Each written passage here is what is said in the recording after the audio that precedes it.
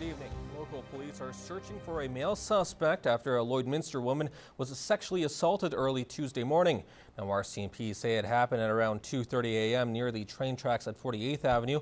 The 41-year-old Lloydminster woman was leaving her friend's house nearby when she was assaulted by an unknown man. The suspect is described as a skinny younger man between 5'11" and 6'1" in height. He was wearing a black hooded jacket and dark-colored pants. If you have any information on the identity of the suspect, you're asked to call police.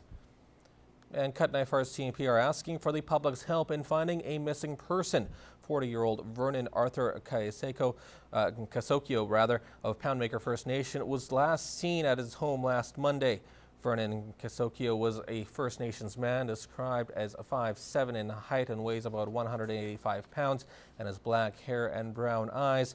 Police say Vernon may possibly be in or traveling to Saskatoon, but they haven't had any confirmed sightings. If you know of his whereabouts, you're asked to contact the Cuttknife RCMP at 306-398-3500 or Crime Stoppers. With school less than 2 weeks away, some Lloydminster teachers are getting a little extra help when it comes to their lesson plans. For the first time ever, the Lloydminster Public School Division has hired 3 new literacy coaches to work with teachers to help them change or improve their instruction when it comes to reading.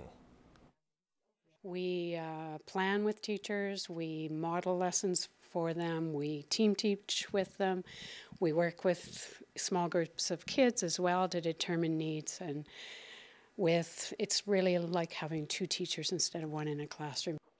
The new initiative comes as a result of Saskatchewan's new education sector strategic plan, where 28 school boards across the province aim to have 80% of grade 3 students reading at grade level by 2020. It's not that there was an issue, it's just that we've recognized the importance of literacy in those early grades. In grades 1 to 3, it's very much about learning to read, and past that, it's reading to learn for content. So if you don't have those key pieces in grades 1 to 3, you can imagine how much it would hinder in the following grades. The 3 new coaches have been assigned to 2 local schools each.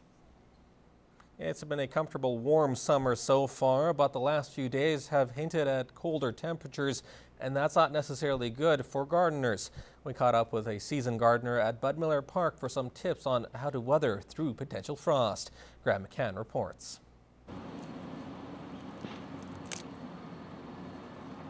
Marianne Witsani was a farmer before moving to the border city. For the past 3 years, she's been growing a relatively large garden at Budmiller Park for all her favorite fresh vegetables. A little bit of everything, potatoes, carrots, kohlrabi, lettuce, cucumbers, lots of tomatoes. However, after a very nice season so far, the recent colder weather is making her think that her harvest may come earlier, and she is also keeping a closer eye on her vegetables in case of frost.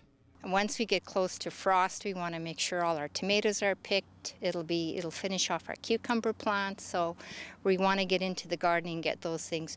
The root vegetables can take a little more frost, so usually we can leave them in the ground a little bit longer. For those that are new at gardening, Witsani says not to worry. It's already later in the season and the danger of colder temperatures completely ruining plants is over. But she still has some precautions that she takes and would recommend to others. Definitely going out and covering until, usually it's just for a few short days that there's possible that we're going to have frost.